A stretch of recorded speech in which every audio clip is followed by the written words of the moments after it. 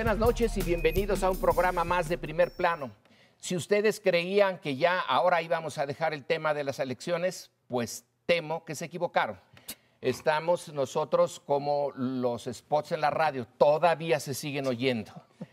Y es que nos preocupa, realmente nos preocupa, espero que a usted también, la calidad de la elección que tuvimos. Sí, ya lo sabemos.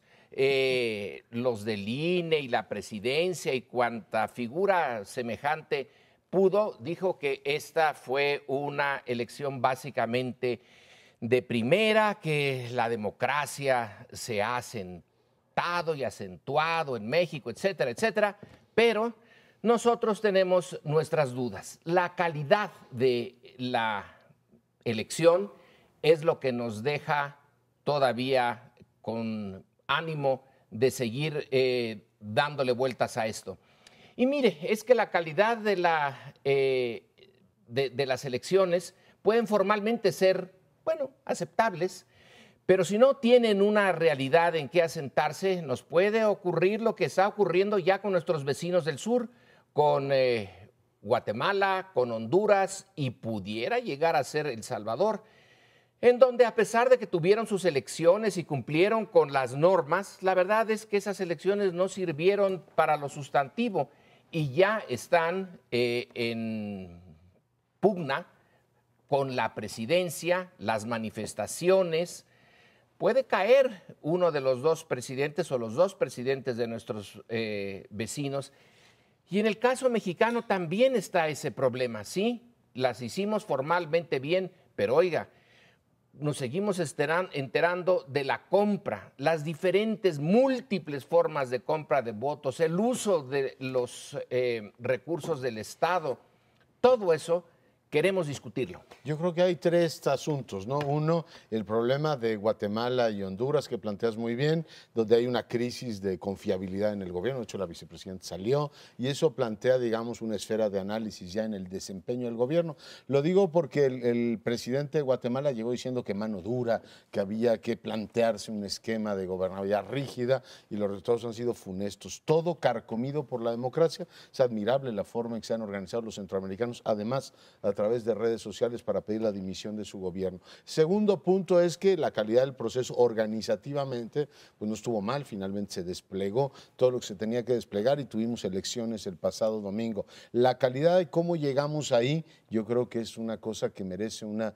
lectura muy precisa. Y pongo sobre la mesa tres temas. Uno, el modelo de comunicación política, no hay quien diga que no ha sido un fracaso. Los 44 millones de spots, bueno, leía la crónica de The Economist esta semana diciendo cualquier persona que viviera en México hubiera salido corriendo después de oír todo eso. Por tanto, tenemos ahí una crisis gravísima del modelo de qué nos dicen y cómo nos lo dicen. Lo segundo, a pesar de que nos prometieron con la reforma del 2006 que íbamos a gastar menos dinero porque no se compraba el tiempo en radio y televisión, cosa que creo que sigue siendo positiva, sigue habiendo carretadas de dinero, es decir, no se ha reducido el dinero que los partidos gastan y buena parte de ello se lleva a la campaña de tierra, generando un problema muy serio de compra de votos. Y el tercer elemento, y aquí lo dejo, es la falta de rendición de cuentas. Ningún partido quiso optar, ninguno, por la chequera única, diciendo, a ver, yo recibo tanto dinero y simplifico la forma de rendir cuentas. Sabrá Dios cómo lo van a hacer.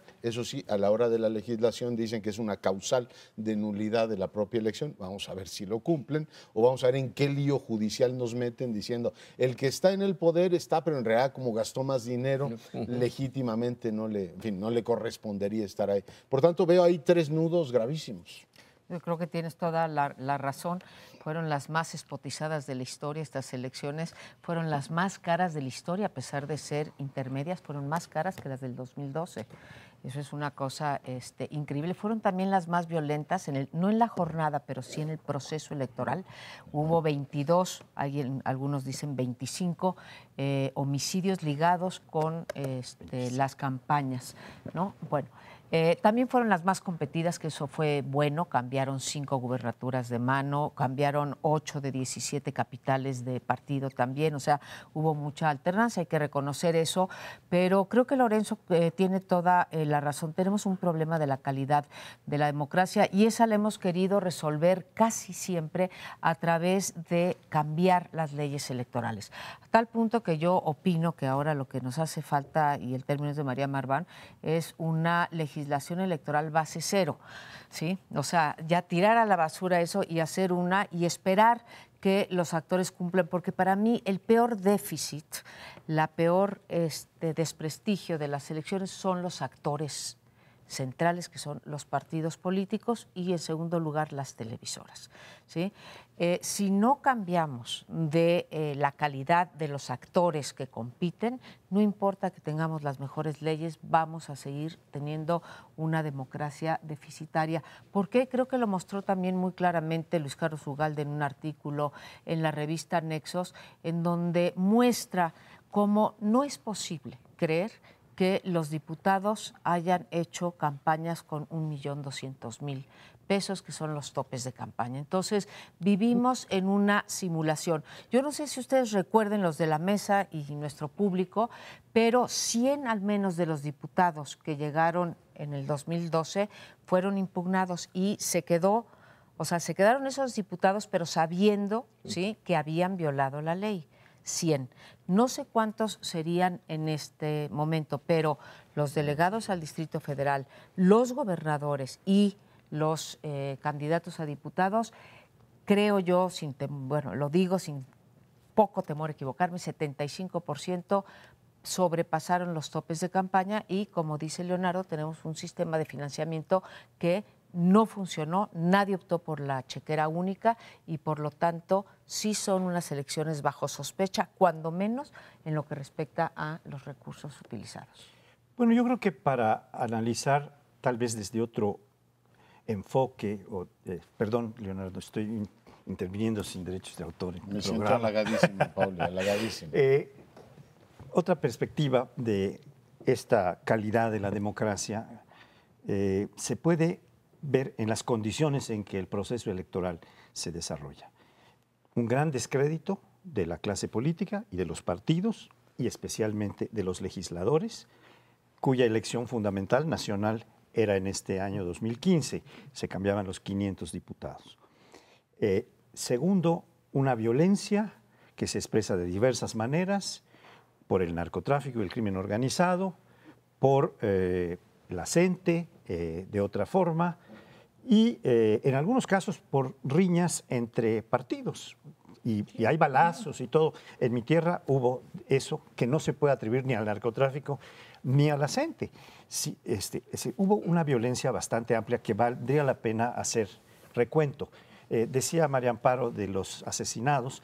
Entiendo, hoy veía ahí una nota que dice que fueron 27, pero en todo caso, y fueron matados en el proceso electoral, alguno en un mitin, en fin, cosas así claramente. Estas condiciones de descrédito, de desprestigio de los políticos, de los que hacen las elecciones o los que compiten en las elecciones, esta condición de violencia, esta condición me lleva a un recuerdo de un informe del Latinobarómetro, cuyo último informe anual es de 2013, si no tengo el error. Y hay una pregunta en el Latinobarómetro que es muy indicativa. Preguntan, ¿podrá haber democracia sin partidos? Una pregunta. Y la otra es, ¿sin Congreso? Y el país que dice 41% sí puede haber democracia sin partidos es México. Y 39% dice que puede haber sin Congreso. Pero no sé qué revela esto, pero está hablando de que este sistema, esta representación, esta forma de tener el gobierno, o los gobernantes o los legisladores, es algo que está en plena decadencia, y esto explica el surgimiento de nuevos partidos, de candidatos que son independientes, aunque se hubieran agarrado de un partido, como es el caso de Alfaro en Guadalajara y todo lo que ocurre allí, o como es el caso de los independientes, cuyo más notorio elemento es el Bronco, ¿no? Entonces, todo esto está mostrando que esto es insuficiente, esto es inadecuado y que necesitamos otras instituciones Pues yo difiero un poquitín de lo que acabas de decir. ¿Es la insatisfacción la que crea nuevos partidos? No, también es el gobierno el que crea nuevos partidos. El PES no me lo creo como resultado de insatisfacción, sino como movidas internas, y nos traen otro partido chiquito para tener en la colita ese montón de partiditos que terminan en su mayoría por apoyar al PRI, ya que el PRI hasta eso bajó un poquitín en los votos, pero con los otros se repuso. Pero yo insistía al principio en lo de Guatemala y Honduras, porque es un llamado de atención muy cerca de que funcionan las elecciones, pero si no tienen contenido. En el caso de Guatemala, fueron unos llamados por las redes sociales, unos twitters, y eso fue suficiente para tener esas manifestaciones que ahora ponen en jaque al gobierno. Entonces, que no nos quedemos con la idea de que porque funcionaron las elecciones, si no tienen el contenido ético y el contenido real, podrán ganar, pero no le dan base sólida al régimen, y la solidez es lo que necesitamos ahora. O como recordabas tú hace 15 días con Unamuno, venceréis más no convenceréis. Ahí hay un problema muy serio.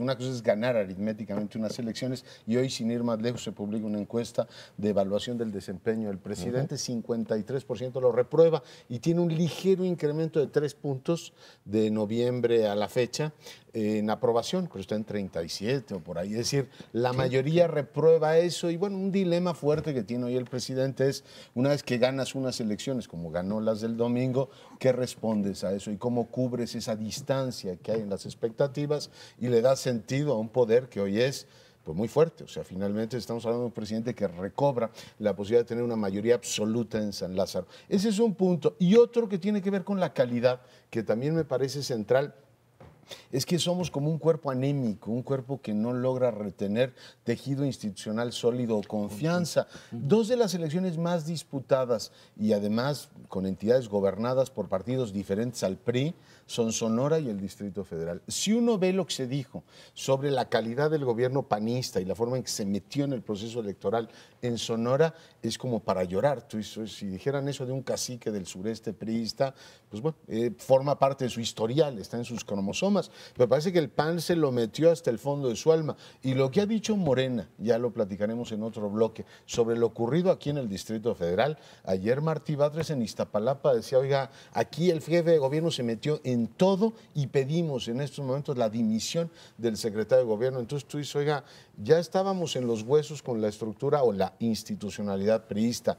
Llegan los otros partidos y en vez de tener tejido, digamos, una musculatura razonable que permita a las instituciones funcionar, tienes este mismo nivel de discrecionalidad de los gobernadores. Ahora que estamos recordando los 800 años de la Carta Magna, decir, oiga, lo que hay que hacer es también amarrarle los brazos o las manos al gobernante, pero tiene unas capacidades enormes, subrayo, perredistas y panistas en sus elecciones locales, y ahí tenemos una señal de alarma.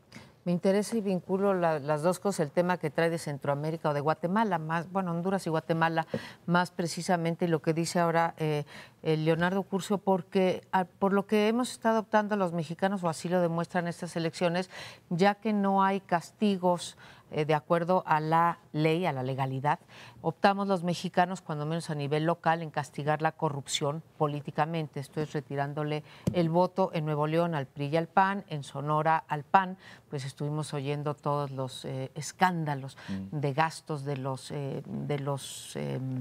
candidatos, bueno, de los gobernadores en turno, y entonces pues pareciera que eso es lo único que tenemos nosotros, el voto de castigo, y lo que tendríamos que estar transitando es a lo que ha ocurrido en partes de América del Sur y en Centroamérica, que es no solamente quedarnos en el castigo político, sino realmente utilizar a la Procuraduría, ¿sí?, a la Auditoría Superior de la Federación, para realmente castigar a los gobernadores, porque eso es lo que se merecen, ¿no?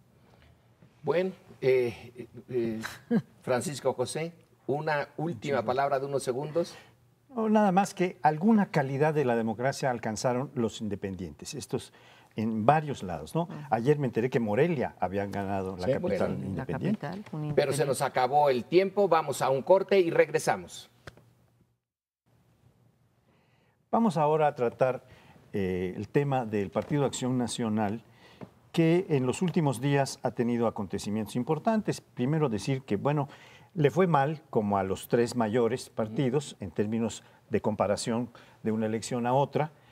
Perdió diputados, perdió porcentaje de votos, ganó 2 gubernaturas, ¿verdad? La de Baja California y la de Querétaro, con una gran amplitud, porque no solo gana la gubernatura, sino la mayoría en el Congreso y la capital del Estado. Esto pues les da un respiro a los panistas.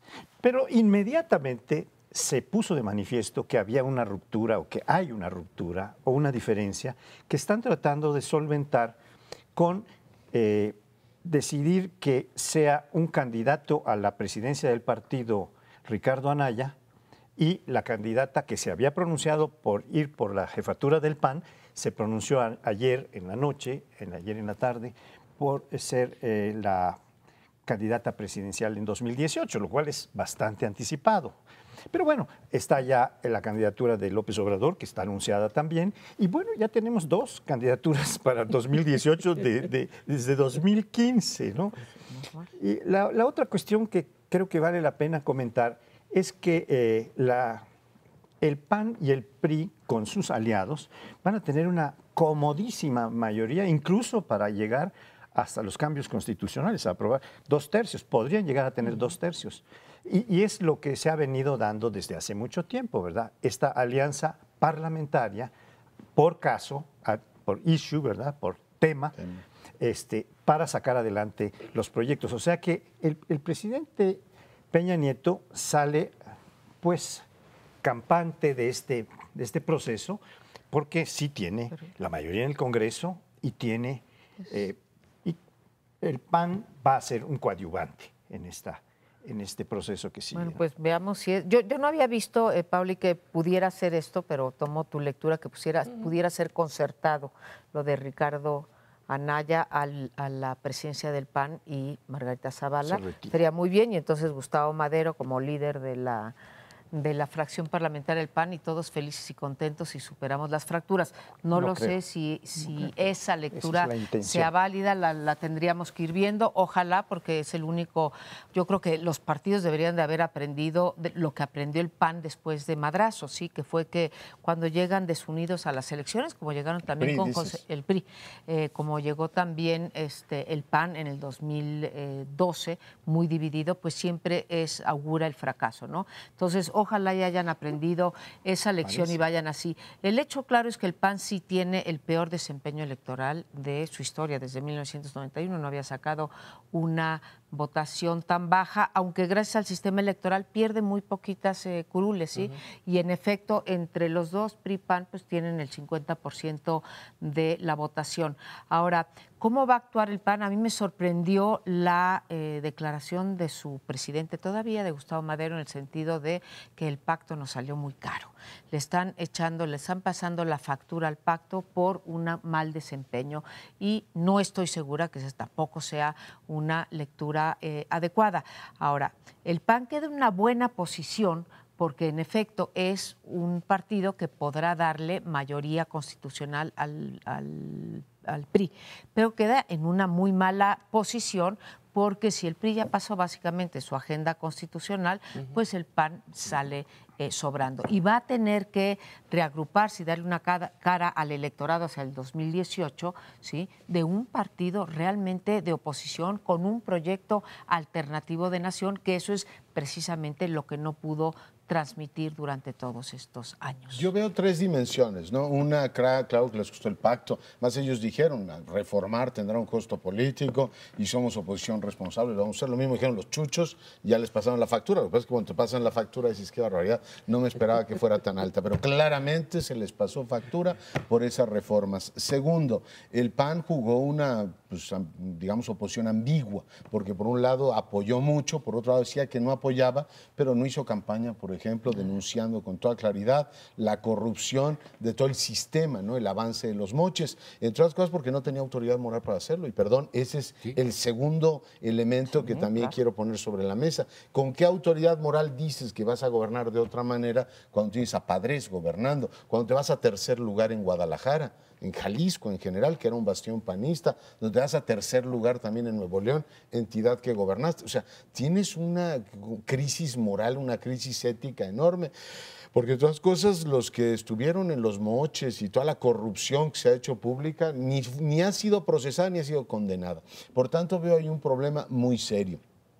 Ligado también a la crisis de expectativas. Digo, Madero se veía ya ganando San Luis Potosí, competitivo en Nuevo León, entonces se cayó, retener Sonora. Finalmente, de lo que pudo haber tenido, Colima se quedaron en la orillita. Pues eran elecciones muy competidas en varios. Si hubiera llevado 5 estados, a lo mejor estaría ahora diciendo, bueno, en la federal no nos fue tan bien, pero territorialmente la gente reconoce la presencia del PAN. Por tanto, tampoco ahí hay muy buenas cuentas que dar. Y la otra, pues que se abre la sucesión a 3, digo, eso es perfectamente lógico. En todos los partidos está ocurriendo. Después de la intermedia, dice quiénes se apuntan para la siguiente. Madero tendrá que decir si quiere o no. Va a San Lázaro, Margarita ya dijo sí. Yo sí quiero, y pues veremos si Moreno Valle, que claramente está apuntado, dice, señores, yo articulo desde el PAN una posible coalición o con el PRI o con el PRD, con lo de los chuchos, como digamos camino. No sé, Margarita, qué espacio va a pelear, el panismo puro o va a apelar a los independientes, pero creo que bueno, esa es la gran novedad por el lado de un PAN al que le fue, desde cualquier ángulo que se vea, tremendamente mal el domingo pasado. Pues Margarita Zavala a mí me recuerda el intento de Hillary Clinton, ¿no? Ya tenemos matrimonios. Bueno, Fox quiso hacer lo mismo con Marta Sagún, no le salió, pero parece que los panistas son de matrimonios muy bien avenidos, porque primero tú y luego yo. Margarita Zavala no puede renunciar a la herencia que le deja a su marido. Y la herencia que le deja a su marido es un desastre. La esencia del calderonismo fue la guerra contra el narcotráfico, que luego se dijo no fue guerra, fue campaña, fue lo que sea. La esencia sigue siendo esa cantidad de muertos, esa violencia y un éxito. ¿Cómo le llamamos a los 6 años de campaña contra el narcotráfico del presidente general de 5 estrellas? ¿Qué salió de allí? ¿Salió algo realmente sustantivo? No. Nada. Entonces está el PAN de la guerra fallida que costó un montón de muertos, de dinero, y está el PAN de los moches. Margarita Zavala no se puede deslindar de todo eso, aunque ella personalmente no es responsable, pero van en pareja. Yo creo que para juzgar lo que el PAN logró en estas elecciones valdría la pena volver sobre Nuevo León. En Nuevo León el Bronco gana de calles, arrasa, se dice que tira al bipartidismo o por lo menos lo manda de vacaciones por un rato, como él en sus términos. Pero la verdad es que antier fueron a desayunar el Bronco y Felipe de Jesús Cantú para llegar a un pacto. ¿Por qué? Porque el PAN ganó la mayoría del Congreso de Nuevo León, la mayoría absoluta. Eso es cierto, sí. ¿Con quién va a gobernar alguien sin una mayoría en el Congreso? Imposible. Podría hacerlo con el PRI o con el PAN, pero el PAN tiene más votos en el Congreso y tiene también un número de municipios en la zona conurbada de Monterrey. Y el PRI ganó Monterrey, ¿verdad? El PRI ganó Monterrey, pero varios otros municipios de la zona conurbada los ganaron el PAN, los ganó el PAN. Y en algunos casos, de una manera, Mauricio Fernández ganó de una manera arrolladora. La otra cuestión es que el otro bipartidismo que fue derrotado, al menos en la zona metropolitana, que son muy indicativas estas zonas muy densamente pobladas y muy politizadas, como la del Distrito Federal, pero la de Guadalajara la gana Alfaro. La gana Alfaro, que en alguna forma es independiente, nunca se afilió a Movimiento Ciudadano, aunque viene siendo miembro ha sido alcalde de Movimiento Ciudadano, etcétera. pero gana una serie de municipios que están en la zona metropolitana de Guadalajara y derrota, ahí sí, al bipartidismo PAN-PRI, que era el que era dominante en Jalisco, ¿no? En esa zona, que es la zona más neurálgica, más indicativa, hay Entonces, todavía no hemos terminado de ver. Y lo del recuento que va a seguirse en disputa, que ya se van a ir a la huelga de hambre en Colima, porque fueron 547 votos después de todo el recuento, si realmente es un final de nariz, de ganancia, como dicen en las carreras de caballos, ¿no? De fotografía. Y pues vamos a ver qué pasa con esto, ¿no? Bueno, es que el PAN, si uno lo piensa, tiene el papel más difícil de cara al 2018, no solamente porque fue uno de los partidos que más perdió junto con el PRD, desde luego, sino por las perspectivas, cómo dada su trayectoria de ser una oposición leal, ¿sí? Y después haber tenido 12 años de desempeño en donde no fue refrendado, digamos, su gestión en las urnas y donde también ha sido manchado por todos los escándalos de corrupción que decía Leonardo, pues es un papel que, siendo la primera oposición supuestamente al partido en el gobierno, a la coalición gobernante, la tiene más difícil. ¿Por qué? Porque además de todos estos factores que menciono, es el más coincidente programáticamente con el PRI. Y entonces le cuesta muchísimo trabajo deslindarse, digamos, diferenciarse frente al electorado. De forma tal que mi impresión es que la única manera que tendría de presentar una cara distinta y romper su techo de votación sería a través del ejercicio del gobierno con una cosa que yo llamaría cero tolerancia. Esa es la única manera que veo en que el PAN pudiera despuntar como un partido distinto del resto. Yo creo que un enorme desafío que tiene el PAN, y también lo extiendo al PRI, es que si efectivamente pretenden reducir la distancia que hay con el electorado, que bueno, pues dice, pues ganaron porque son la mayoría de la minoría, por decirlo de alguna manera, es repensando su posición en las grandes urbes. Es decir, si uno ve los tres corazones urbanos de este país, el PRI y el PAN resultaron derrotados. Es decir, puedes ver la zona conurbada de Guadalajara, que ya describía muy bien Paoli. Oye, a tercer lugar los mandaron, un gobernador priista reprobado. Yo creo que eso te dice algo. El caso de Nuevo León te debe decir algo también muy claro. También el caso hay reprobación del del Oye, gobernador. ganaron porque el pleito del partido hegemónico dividió la capital, pero ni uno ni otro pueden echar, o sea, el PRI y el PAN pueden echar las campanas al vuelo en la capital. En consecuencia, sí deben pensar, en los 80s hablábamos del voto verde frente al voto bien informado en las capitales, pero las dos principales fuerzas políticas de este país resultaron derrotadas en los corazones urbanos del país. ¿Quieres tú decir alguna Y, cosa? esto de diferenciarse del PRI, para eso nacieron, para ser diferentes del PRI, y en este inicio del siglo XXI el problema está en que no se pueden diferenciar del PRI, ni en lo programático, ni en las malas mañas, Tampoco. porque tienen exactamente las mismas. Es que el PAN, en lugar de enfrentarse al PRI, presentar un proyecto alternativo, en cuanto llega al gobierno se mimetiza con el PRI y En las sigue dos con sus cosas. mismas prácticas. Pero nos tenemos que ir a otro bloque. No nos abandone. Bueno, y en este bloque hemos decidido hablar de la nueva, bueno, no la nueva, la reedición de la coalición gobernante que, en términos cuando menos de asientos en el Congreso, en la Cámara de Diputados, sale fortalecida. No sabemos a estas alturas cuál es la lectura que hace el equipo gobernante de este no voto de castigo a nivel federal, porque aunque pierde en efecto 1.100.000 votos en total con respecto a la elección del 2009, en realidad rompe una especie de pues ya de tradición que venía desde 1997, que en cada elección intermedia el partido del presidente perdía pues alrededor de 50 asientos en la Cámara de Diputados. Así que deben de estar satisfechos con esto. No ha habido respuesta. Las respuestas se conocen tanto en el triunfo como la derrota.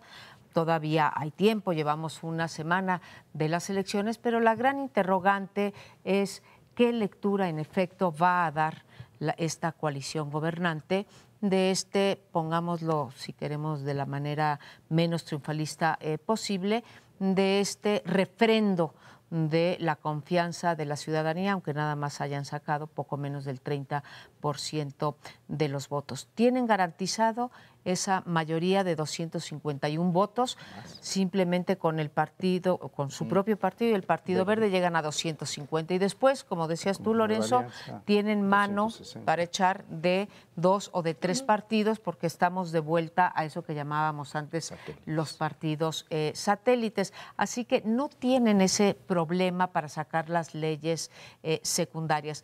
Pero yo lo que quisiera mencionar es que tener la mayoría en el Congreso no significa tener en la bolsa ni la legitimidad ni tampoco la gobernabilidad, que es lo que más importa. Entonces, tendremos que esperar a ver cómo usa esta mayoría después del mensaje que le mandó el electorado, que sí están hartos del sistema de partidos y de la corrupción. Les llamaban partidos satélite, pero también les llamaban partidos paraestatales. Paraestatales. No es mal apunte porque se consideraba que había un partido de Estado, PRI, muy largamente, y estos que venían como satélites, pero paraestatales, giraban en torno de todo, ¿no? Algunos que lanzaban hasta el mismo candidato presidencial, como el PPS o el PARM, era de caricatura el asunto, que el PRI, ¿no? Bueno, pero existen teóricamente 3 posibilidades de coalición. La coalición electoral, que es la más utilizada, nada más para ganar las elecciones y después ya cada quien toma su pista. La coalición parlamentaria, que se va haciendo en términos generales, por ejemplo, entre PAN y PRI es muy notable esa coalición parlamentaria, y por issues van incorporando también al PRD o ahora a otros partidos. Y la coalición de gobierno. Esa la tiene claramente con el Verde, nada más. En Chiapas es muy claro, porque además el Verde es el dominante, no es el PRI, el gobernador es del Verde, aunque tiene un abuelo priista, etcétera. Pero y tiene aquí la otra pata de la coalición con el Verde, pues en el gobierno, porque un secretario, el de Semarnat, es miembro del gobierno. O sea, hay una coalición gobernante en algunos aspectos, ¿no? De PRI y Verde. Y lo otro, pues son ya claramente las alianzas de última hora, que son las del PANAL y posiblemente la del Partido Encuentro Social, para muchas cosas, con lo cual pues están garantizando un dominio político bastante claro. Yo creo que es interesante tener ese dominio político y hay lecturas que se han hecho sobre lo que significa ese respaldo. Yo sigo sosteniendo que perder las principales urbes del país le dice algo al presidente. Es decir, lo que puedo decir es nuestra estructura de dominación tradicional sigue viva y nos permite efectivamente controlar Campeche y todo lo demás. Y sumando todos esos cachitos podemos mantenernos como el partido mayoritario. Entre otras porque lo que se hizo la oposición fue achatarse, ¿no? Es decir, el PAN, ya lo platicábamos, se acható y el PRD se acható brutalmente y lo demás fue una atomización del voto que le benefició al más grande, ¿no? Entonces tampoco puede ser una gran lectura triunfalista. La segunda es que tener una mayoría a estas alturas, cuando ya pasaste las reformas principales, pues es como estar en el desierto muriéndote de sed y te dicen, en la cajuela traemos 8 pavos, ¿no? Entonces tú dices, oiga, de lo que estamos muriendo es de sed, no nos estamos muriendo de hambre. Por tanto, lo que necesita este gobierno no son mayorías parlamentarias, sino eficacia gubernamental. Y esa no te la dan ni los partidos paraestatales, ni te lo dan todos los demás. Hay un problema desde hace años, lo hemos dicho, de reformas pasadas sin capacidad operativa. Es decir, la implementación de las reformas, que la gente empiece a ganar más dinero, que empiece a sentir que este país es diferente, era el gran reto. Las elecciones dieron una pausa, fue un paréntesis en el proceso político, pero el gobierno federal tiene ahora el gran dilema de entregar resultados. Además le dirán, tiene usted la mayoría absoluta. O sea, no hay ninguna razón para que nos diga que esto que nos prometió en campaña, que es un gobierno eficaz, enfocado a los resultados, no se cumpla ahora. Y eso es una especie de reloj que va en contra del propio gobierno. Por tanto, a veces dicen algunos morir de éxito a los políticos les puede resultar lo más complicado, porque siempre es mejor tener, y lo ejemplifican Maduro y otros gobernantes, enemigos explicables que te digan, oiga, esto no lo estamos consiguiendo por esto o aquello. Pero bueno, yo creo que el presidente tiene sí un problema muy grave con este triunfo arrollador que tuvo el domingo pasado. Para ahondar en lo que tú estás planteando, ya tiene la mayoría y si el PAN se une tiene todo lo que quiere. ¿Para qué? ¿Qué es lo que ¿Qué pretende Pues el ese es gobierno? tema, sí. ¿Cuál es su gran ¿Qué va a hacer? programa? Podría ser la economía, pero la economía resulta que es muy complicada y en buena medida depende del exterior. Pero vamos a seguir por nada más este tema. Podríamos tomar muchos otros. El proyecto que se inauguró allá por 1985, 86, ya se vio que no está dando los resultados, que se necesita de reactivar el mercado interno, de un nuevo enfoque. Tienen lo han dicho, ha dado alguna señal de que tengan para la segunda mitad del sexenio un proyecto económico distinto y que puede prometer con esos resultados en los 3 años que le quedan, o por lo menos poner los cimientos para un resultado significativo. Porque ¿para qué se quiere el poder? Nada más para administrarlo, es decir, para navegar por donde las aguas marchen sin saber hacia dónde, pero no me ahogo, voy flotando. Voy flotando, pero el país hace mucho tiempo que está flotando. Entonces necesitan proyectos más o menos concretos. Ya sacó el único proyecto que realmente le interesaba, que era el de la reforma energética. Ya lo hizo. Bueno, pero ¿dónde están los resultados? Entonces, ¿tiene la mayoría? ¿Para qué? ¿Para qué? Ese es el tema que, bueno, planteamos aquí. Todos no nos han dicho nada porque muchos analistas le están pidiendo al gobierno que ahora que ganó las elecciones tendría que dar un golpe de timón y cambiar a su gabinete, etcétera. Yo estoy de acuerdo. Más bien nos tiene que decir qué va a hacer con esas mayorías que le sobran, porque en efecto ya pasaron las reformas estructurales. Beneficia al PRI no solamente las ganancias que tuvo en términos de diputados para la coalición gobernante, sino también lo beneficia el fraccionamiento del sistema de partidos, porque nadie, o sea, no hay coaliciones posibles que se le puedan a él oponer, digamos, al partido gobernante. Entonces es todavía mayor su responsabilidad. Si revisamos el desempeño del gobierno, a mí me parece que ha habido un gran ausente en el programa del PRI en estos 3 años, en el programa de gobierno y en el programa legislativo que ha sido tan empeñoso Peña Nieto en empujar, que esa es la agenda social. En campaña nos prometió una cosa que era muy importante, que era el seguro social universal, ¿sí? O la seguridad social, porque él hablaba de un sistema, ¿sí? Bueno, pues es un momento, cuando tú preguntas, Lorenzo, ¿qué va a estar en la agenda de la coalición gobernante? Y además supongo que no solamente porque estén pensando en el país, sino porque también están pensando en ganar en el 2018 las elecciones, y no está claro. Yo diría 2 cosas. Del lado de la agenda social, diría la distribución del ingreso, y del lado político diría la corrupción. Perdón, yo quisiera apuntar algo. En esta interrogante que plantea Lorenzo de qué quieren lograr, por ejemplo, en materia económica, hay una cosa que me parece muy claro si quiere haber coalición parlamentaria con el PAN, es echar abajo la reforma hacendaria llamada. La fiscal. Porque a esa es fiscal, pero le llamaron hacendaria.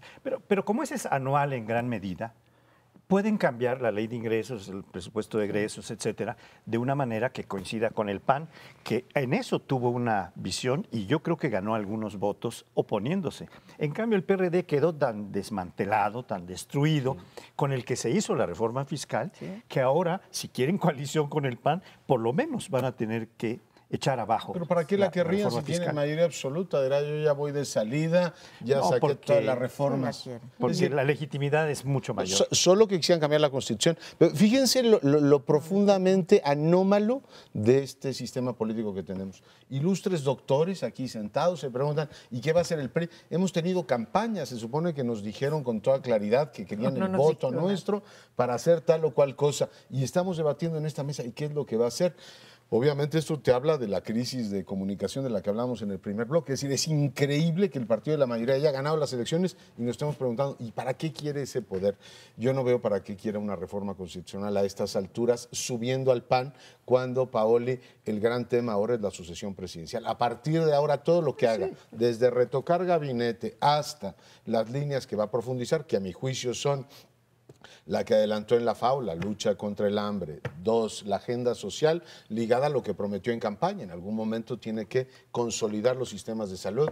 Y la tercera, lo que le pidió al CIDE. Le pidió que hicieran un diagnóstico completo de justicia cotidiana. Supongo que el diagnóstico lo van a implementar. Y los 3 elementos son de alto impacto. Por supuesto, va a ser leído todo esto en clave sucesoria. Me parece que por ahí va, ¿eh? ¿Algún apunte, Lorenzo? ¿O terminamos?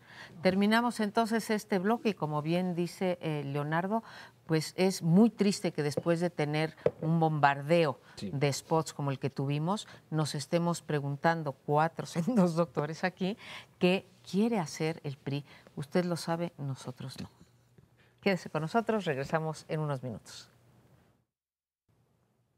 Bueno, y si hubo cambios importantes, ya platicamos de Nuevo León, ya platicamos de Guadalajara. Aquí en la capital también hubo un terremoto, el partido hegemónico se fracturó y ahora tenemos efectivamente un PRD que se fue a segunda fuerza política con consecuencias, digamos, prácticas y consecuencias de mayor alcance. Una de ellas me sugería Paoli hace un momento, la discusión sobre el tema de la reforma constitucional del Distrito Federal, con una capital tan atomizada, yo no sé si haya condiciones. Además me pregunto, si hubiese pasado la Asamblea Constituyente, ahora tendríamos una asamblea completamente fragmentada, lo cual no sé si sea el mejor escenario para un jefe de gobierno. Pero, ¿qué es lo interesante? Se fractura el PRD, Morena se convierte en el partido más importante de la ciudad, tiene el mayor número de curules en la Asamblea Legislativa. El tema es que el divorcio ha sido sonoramente rasposo, es decir, no es solamente una, pues yo te gané y a partir de ahora asumo la conducción de la ciudad. Hay una acusación directa que me preocupa mucho por parte del líder de Morena, diciendo que el jefe de gobierno se metió hasta el fondo en el proceso político y van a impugnar no solamente Iztapalapa, que ya estaba cantado que lo harían, dicen que hay Madero 4 delegaciones más. 4 delegaciones más. Y un poco es la inercia de impugnar donde no ganas, que es pues, muy sabida en el caso de Morena, es decir, no hay ninguna novedad. Pero la otra es que la percepción de legitimidad del Partido de la Revolución Democrática en la ciudad sí se ha hundido. O sea, fue con los ahora reconocen que tuvieron una crisis de selección de candidatos. O sea, mandaron a los delegados que estaban totalmente reprobados de diputados a la Asamblea. Decir, oiga, ¿y por qué demonios se les tenía que querer si nos mandan a lo mismo? Un poco lo que le pasaba, comentábamos al PAN a nivel nacional. En suma, la disputa por la ciudad claramente tiene implicaciones políticas en 2 pistas. Por un lado tienes un Ricardo Monreal que gana Cuauhtémoc y ya anunció que va a la jefatura de gobierno, por tanto no sabemos si va simplemente a hacer la escala en Cuauhtémoc para hacer política en contra de Mancera o va, digamos, un año a convivir con él. Y por otro lado, pues la disputa efectivamente por controlar todos los recursos de la ciudad entre estas 2 familias de la izquierda. En fin. Y la otra pista que viene es desde luego la del 2018, no solamente porque ya lo haya dicho Andrés Manuel López Obrador, sino porque pues, los costos que tuvo esta elección, no solo para el PRD, sino para el jefe de gobierno, que era el que se perfila o se perfilaba, ya no sé en qué tiempo verbal hablar, era Miguel Ángel Mancera. Yo creo que tenemos un gran problema. La izquierda unida o la llamada izquierda, porque el Movimiento Ciudadano y el PT, aunque vaya a desaparecer, va a tener 6 diputados. La izquierda unida está en España. La izquierda unida, ¿no? En todos lados ya está desunida, pero si aquí sumamos los votos de los 4 partidos tradicionalmente o autodenominados de izquierda, alcanzan la misma votación que el PAN, digo que el PRI, ¿sí? Uno 28 y el otro 29%. O sea, fíjense qué tamaño es. Aquí no nos hemos dado cuenta que, o bueno, algunos sí se habrán dado cuenta, pero que el número de votos absolutos, el porcentaje de votación subió enormemente para el bloque de izquierda en esta elección, ¿sí? Lo que pasa es que corre dividida y no se ve una manera en que pueda unificarse hacia el 2018, salvo que prive un gran pragmatismo. Pero eso en lo nacional, dices, aquí en el DF no sube tanto, ¿no? Se divide. Se divide a la mitad, pero en lo nacional, pero también si juntamos a los partidos de izquierda aquí en la capital, pues también tienen la gran mayoría. Pues se queda como estaba. Sí. Pero, bueno, porque ya era una gran mayoría, Leonardo, tenían marginalmente, tenían el PRI y el PAN. No, pero ya perdí lo otro que iba a decir, así que... Bueno, yo creo que podría valer la pena una apreciación en el sentido de que apuntabas ya, Leonardo, creo, de que van a impugnar, el partido Morena va a impugnar en varias delegaciones importantes que no ganaron oficialmente en un primer recuento, que serían, además de Iztapalapa, Gustavo Amadero y Coyoacán, claramente que son de las mayores. Esto está planteado, por otra parte, con un reclamo público que Carlos Navarrete le hizo a Bejarano, que es uno de los señores más poderosos de esta área metropolitana de la Ciudad de México, y que no apoyó suficiente porque le habían encargado X delegaciones, entre ellas Iztapalapa y Gustavo Amadero, porque casi no intervino aportando su fuerza. Esta es la declaración de Navarrete, diciendo, esa es una manera de pactar con López Obrador sin entrar a aliarse con él. De hecho, Bejarano nunca fue aceptado por López Obrador, sobre todo después del escándalo de las ligas, pues dijo, yo me desentiendo de sí fue mi secretario particular, pero yo no me enteré de estas cosas. En fin, ahora lo que hubo fue un pacto de mutis, es decir, la fuerza de Bejarano no se expresó para apoyar al PRD, aunque él se mantuvo en el PRD, y además Bejarano anunció ya que está pensando en formar su propio partido, por lo pronto una agrupación política nacional en esta zona metropolitana. Entonces este es otro ángulo de la división, ¿no? Otra división más. Qué curioso, aquí hay algo de justicia al final de cuentas. ¿Cuántas veces los chuchos formalmente estaban dentro de la estructura del PAN a cargo de apoyar a Andrés Manuel López Obrador? ¿Cuántas veces fallaron desde el 2006? En el 2006 quien estaba formalmente era el coordinador. Al frente de eso eran los chuchos. ¿Sí? Y no se les vio así un ánimo de vamos aquí a partirnos el alma por Andrés Manuel López Obrador. Ahora que Navarrete diga, oiga, ustedes no nos apoyaron, bueno, pues alguien les está dando una lección con sus mismas mañas. Sopa de su propio chocolate, que nunca he entendido bien por qué venía la sopa y el chocolate, pero en fin, entendemos qué quiere decir eso. Luego está a mí lo de Coyoacán, es que es tan similar al PRI. Lo que tenemos ahora, entre las cosas que van a impugnar Berta Luján para la delegación, es una forma de conducta exactamente igual a la del PRI, nada más que en esta ocasión usando unos datos que aporta Reforma. El periódico Reforma nos dice que sacó una serie de comunicaciones entre los propios perredistas de cómo la delegación de Coyoacán usó personal de la delegación para en las noches ir a poner sus propaganda del PRD y quitar la de Morena.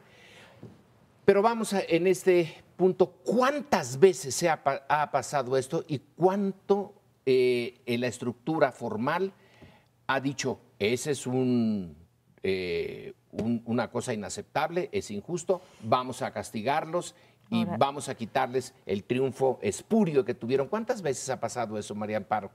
Bueno, pues ha pasado mucho. Nos falta hacer todavía el análisis de las impugnaciones que va a venir ahorita en el tribunal. Mi problema es que si nos vamos a esto que decía Leonardo, de que van a impugnar, el PRD va a impugnar 3 o 4 delegaciones, pues no, de regreso, Morena, pues de regreso el PRD va a impugnar también Miguel Hidalgo y va a impugnar también el PRD a la Cuauhtémoc. Y no sé cómo nos vayamos a quedar, porque yo sí creo que les podemos mostrar a todos que los candidatos de Morena, en particular Monreal, Ricardo, sí, violó los topes de campaña, pero por mucho. Y podemos decir lo mismo, yo creo que prácticamente de cualquier candidato a delegado. Así que creo que lo que va a salpicar, Lorenzo, es mucha porquería de Morena al PRD, pero de PRD a Morena también, porque ninguno de los dos puede lanzar la primera piedra en cuanto a despensas, ayudas, dinero que quién sabe dónde salió, y rebase topes La de verdad es que hay campaña. perlas de todos lados. De Y todos. yo me hago 3 preguntas. Bueno, en Cuauhtémoc, que se grabó a Ricardo Monreal diciendo hay que simular contratos para que entonces el tope de campaña no reciba. Entonces veo muy difícil que den clases de ética sobre eso. A Berta Luján la sorprendieron con rumores de que se estaban secuestrando niños. Todo lo demás. El pleito ha sido descomunal en la capital y en Iztapalapa, Brugada y Diana Anguiano se han dicho de todo, menos que son 2 políticas que se conducen con, digamos, transparencia y honestidad. Pero ese es, digamos, un problema de familias. Lo de Bejarano y Mancera es enternecedor. O sea, los chuchos echan a Bejarano, le dicen que es una vergüenza pública, le quitan la dirección del partido. Y le Pues, piden ¿y apoyo. por qué no nos apoyó? Sí, a ver, ¿por qué se imaginan que no los apoyó? Mancera enternece porque durante algún tiempo le están lanzando de tírese, anuncie que va usted de candidato para equilibrar un poco el peso de un López Obrador que sigue siendo muy querido en la capital y deshogar a la Margarita. Ya que pierde, dice, bueno, si me lo piden, sí me voy a lanzar. Es verdaderamente enternecedor. El problema que yo veo, y es el que pongo sobre la mesa, es cómo se va a gobernar la capital. O sea, Martí Batres y López Obrador dijeron, con el PRD ni a la esquina. Bueno, pues Morena es la primera fuerza política de esta capital y el PRD es la segunda. Entonces, no sé si en este caso va a decir, yo me dedico a desconocer el gobierno establecido y a partir de ahí, pues un choque de trenes, de izquierda a ambos, o va a haber un acuerdo entre ellos. Yo creo que es el tema más interesante de cómo se va a gobernar la capital con ánimos tan caldeados. Primer creo que jefe de hay- gobierno sin mayoría. Adelante. No, ya, era todo. Yo creo que hay declaraciones postelectorales como con estos ni a la esquina y después vienen los temas en concreto que se van pactando en la Asamblea en donde van a tener que coincidir porque hay intereses que supuestamente defienden las 2 fuerzas principales de la izquierda. No, yo creo que sí, en presupuesto y en varias otras cosas van a Con tener eso ni que a la esquina coincidir. y a la vuelta de la esquina. En la Sí, otra van a- esquina ya van a pactar, pues sí. Pues sí. Pues ya veremos, pero claramente es uno de los grandes temas a discutir en los próximos meses. Con esto nos vamos. Muchas gracias por estar con nosotros. Nos vemos aquí el próximo lunes en El Primer Plano.